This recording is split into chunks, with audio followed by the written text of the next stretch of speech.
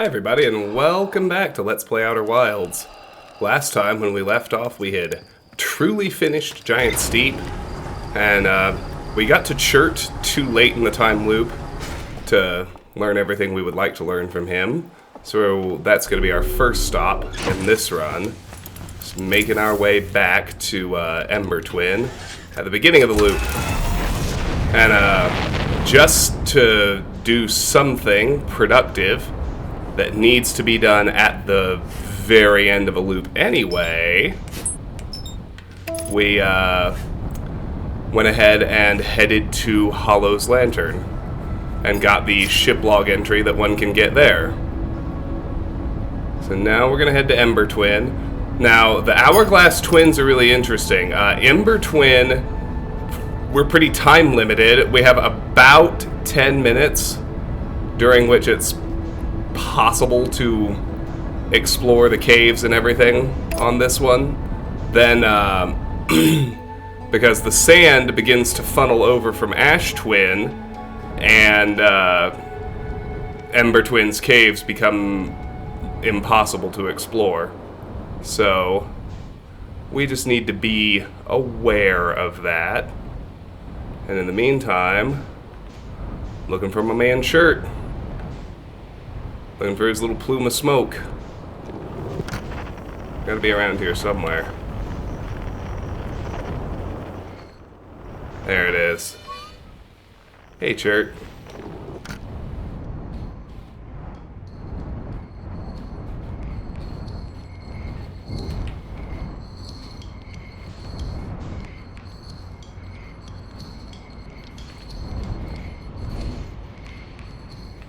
Looks like I can't quite actually land at Chert's camp.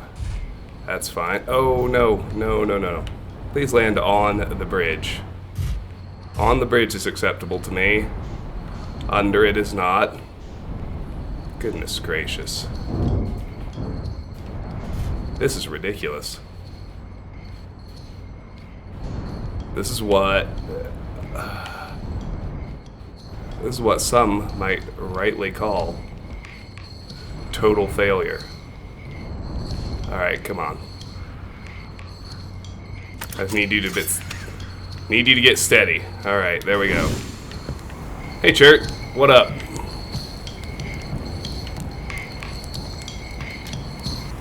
Goodness, it's you. Hello. I take it your first launch went well then? Welcome to the Hourglass Twins. Mind the sand now. What are you up to? Hornfels asked me to update our star charts, so I'm out here observing. This is one of the best places in the solar system to spot astronomical events, you know. What's weird is I've actually seen a couple of supernovae today. Usually I'd be fortunate to see just one. Keep an eye or four on the stars and maybe you'll spot one yourself. Tell me, what can I do for you? Jesus Christ. Fucking spammers. They always somehow know when I'm like trying to sit down.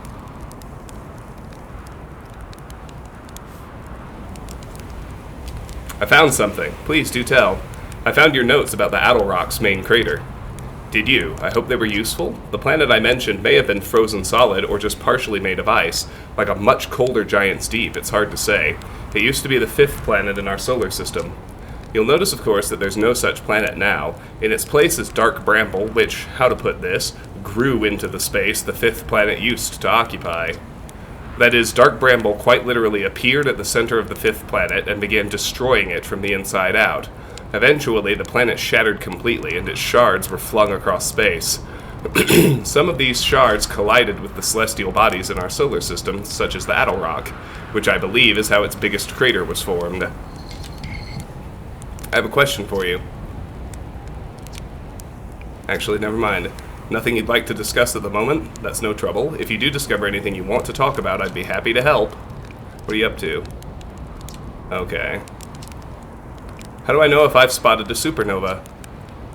Supernovae look like extra bright stars to the naked eye, but if you zoom in with your signal scope, you can tell that they're actually enormous explosions. Massive stars go supernova at the very end of their lifespans, which is why it's so unusual to see two in a single day. I wonder if some of these stars are older than we realized. Tell me, what can I do for you? What are you doing out here? Right now I'm documenting stars. Hornfels noticed our star charts are out of date, so they asked me to update them. Please don't tell the others I said this, but sometimes I think I'm the only traveler out here interested in doing any science at all. Or maybe don't tell Hornfels either. I think they're pretty deep in denial. Tell me, what can I do for you? Where should I explore here? To be honest, I haven't left this lake bed. I don't mean to brag, but I'm really quite good with the little scout, so I've been taking pictures of everything from right here in my campsite. Have you seen the old shipwreck site on Ember Twin's southern hemisphere? The one shooting a bright beam of light into the sky. It's not one of our own crashes, surprisingly enough. This one's a Nomai ship. You'll find Nomai ruins across the Twins, but strangely not a single settlement. Believe me, if there was one to see, I'd have seen it with my little scout. So where did they live?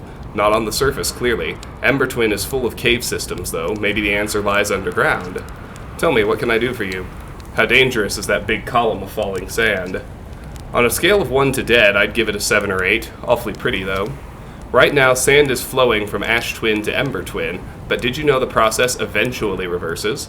We're not completely sure why the sand flows back and forth between the twins, but it seems to be a natural phenomena. Oh, if you'd like to see something interesting, check out the other twin once a little more of its sand drains off. I promise you won't be disappointed. Just saying hi. Watch out for falling sand, okay? I've had to dig myself out once or twice, and that's not half as fun as it sounds.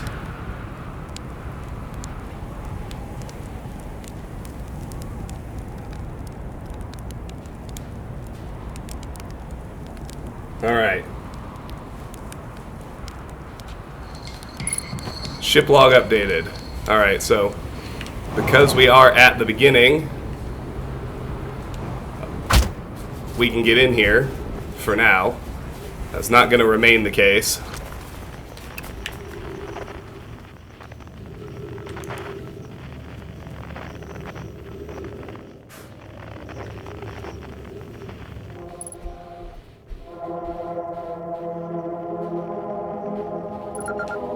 Ship log updated. Signal identified. Cave shard.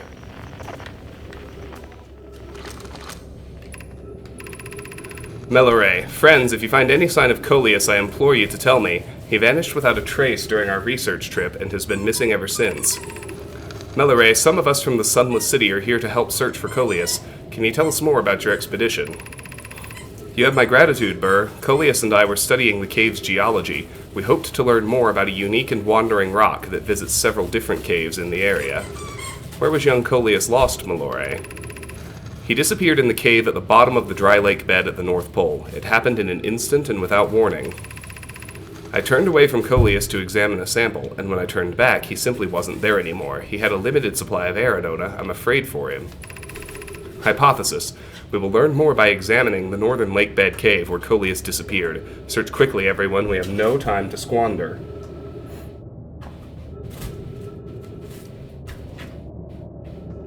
Alright. Ship log updated. So if we're going to explore the Lakebed Cave, we need to do it like at the very beginning of a time loop. Because it won't be long at all before we are crushed by the sand falling off of Ember to Ash Twin. So I'm gonna let that pass.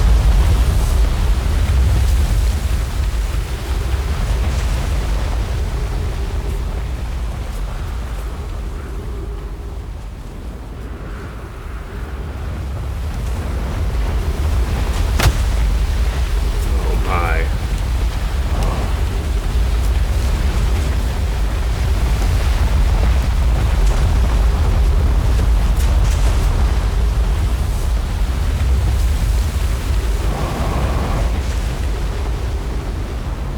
Well, maybe I went the wrong way.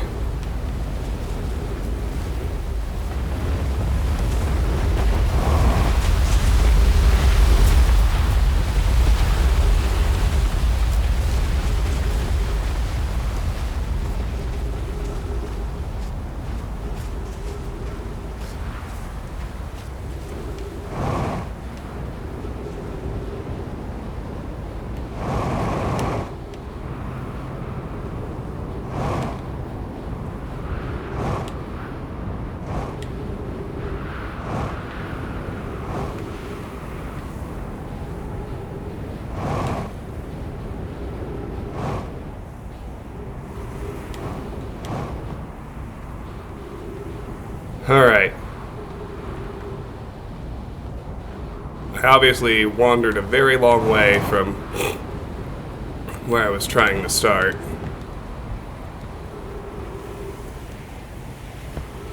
And there are worse things that could happen. This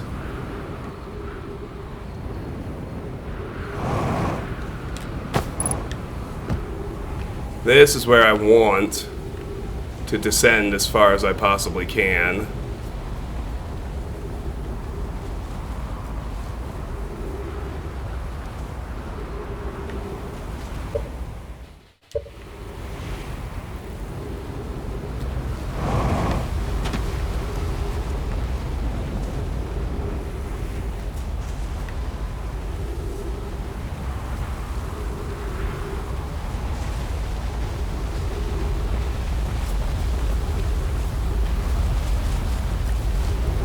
I mean, if I die, I die.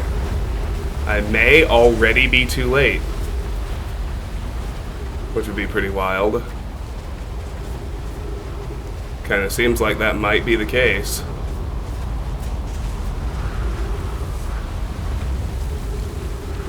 Yeah, the sand is just rising, rising, rising. The whole time.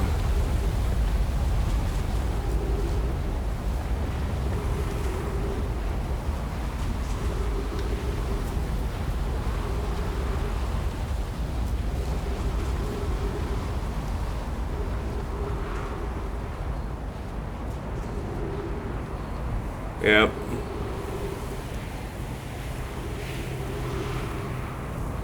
Chert's up there. Yeah, I think the entrance to the cave I wanted is already buried. 3 minutes oxygen remaining. Alright, so what I'm gonna do instead, I reckon, is roll back to my ship. Read the log entries, kill myself so the recording doesn't bust, the way it seems to anytime I try to restart a loop manually. Then at least I have an idea of where to, like, immediately go.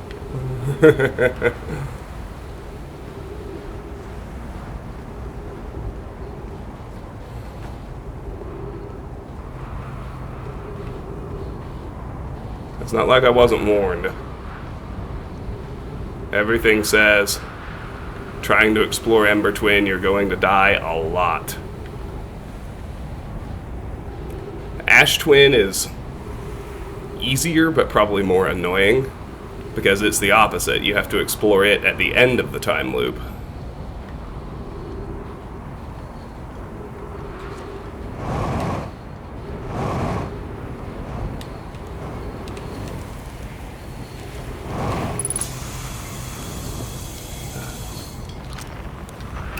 Alright.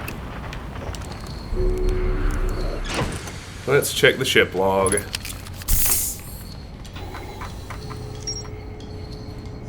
Underground settlement, quantum caves, Lakebed Cave. Escape pod. One of the 3 Nomai escape pods landed somewhere on the Hourglass Twins. Chert saw a Nomai shipwreck shooting a beam of light into the sky somewhere on Ember Twin's southern hemisphere. Chert's camp.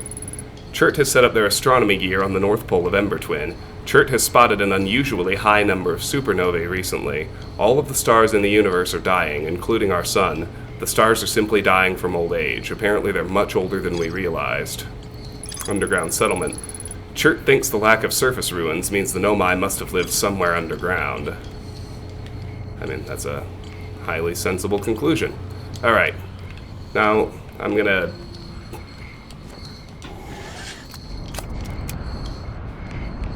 kill myself. Where's that sun?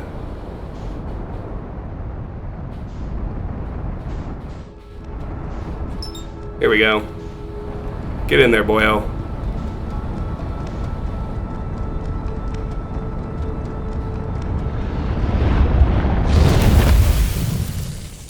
Nice.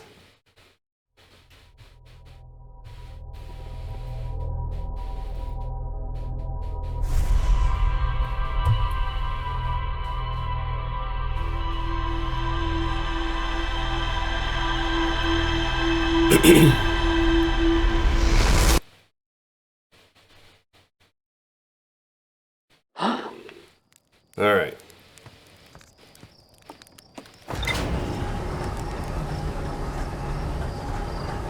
Straight to the Ember Twin. Let's go.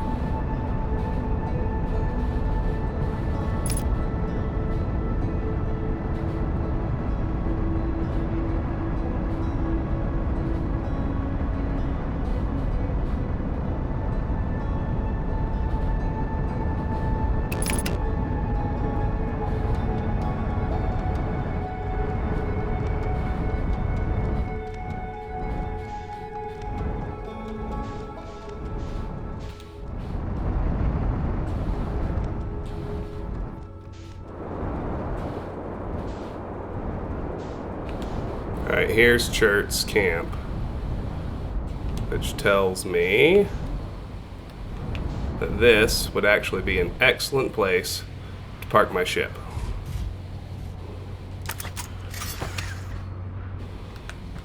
Down. Down we go.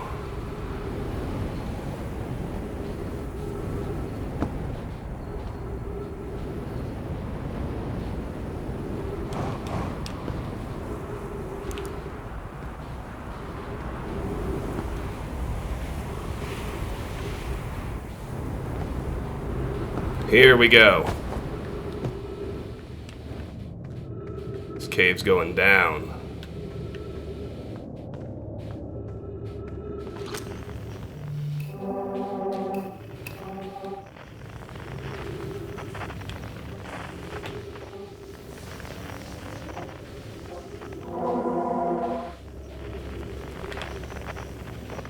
What is going on?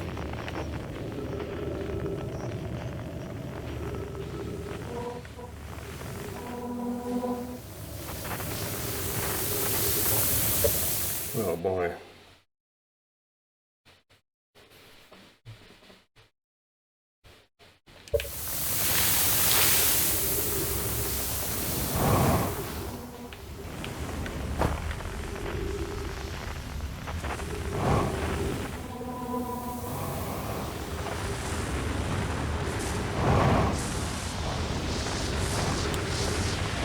This looks fucking treacherous.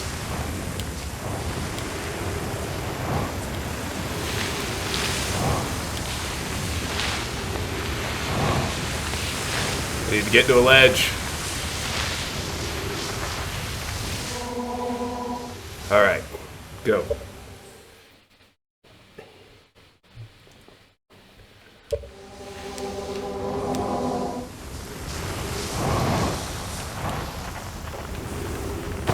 Hey, hooray.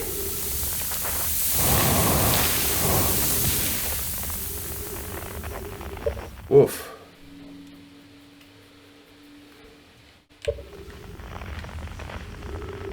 Oh boy. They're quantum obstacles. Ain't life grand.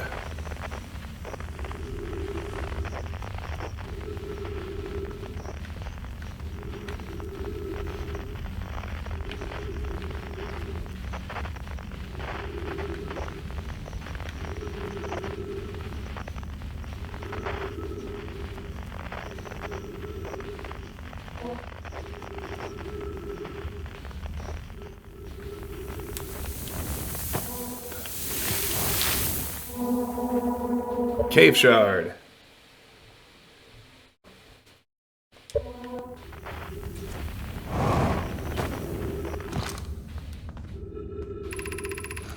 If you've come here to look for Coleus, this is where we were when he vanished. He's been missing for 2 days now.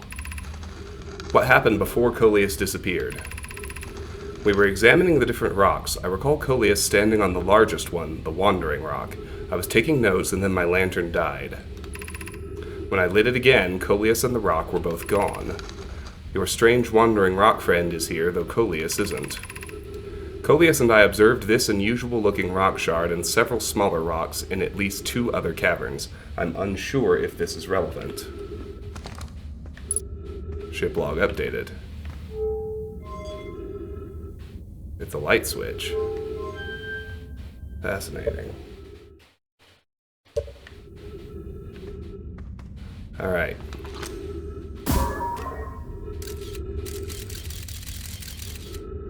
Okay. We're watching the cave shard.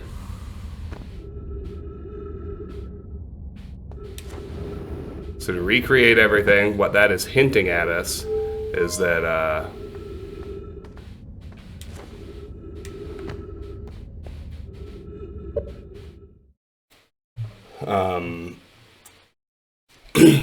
if it gets completely dark,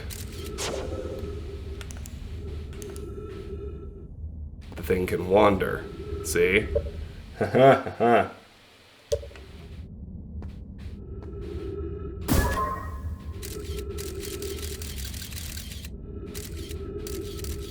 keep looking at it. I don't want it to leave.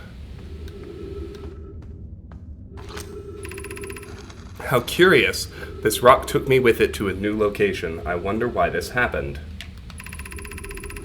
I wonder if I myself became quantum briefly when the rock carried me here. This seems the clearest explanation. Hypothesis. If the rock can bring me here, it can also carry me out. My hypothesis was correct. I can travel on this rock as long as I'm not observing my surroundings, meaning I must be in complete darkness. I'm going to bring my mentor here to see this. Malore is here now too. We theorize when a conscious being is in contact with a quantum object and ceases to act as an observer, explaining the need for darkness, the being can become entangled with that quantum object and they move together. Friends, Coleus has discovered a new quantum rule. He has also promised me he'll never vanish again, even if he does learn something useful from it. Curious, but also alarming. This new cave appears to lack an entrance or exit. Also, the rock that brought me here disappeared while I wasn't watching. The wandering rock has returned. Never before have I been so delighted to see a sedimentary specimen. Ship log updated. Alright, well, let's bring back the scout. Wait for it to come back. Hi, buddy. Boy, am I glad to see you. Alright, flashlight off. Flashlight on. Alright, we're back here.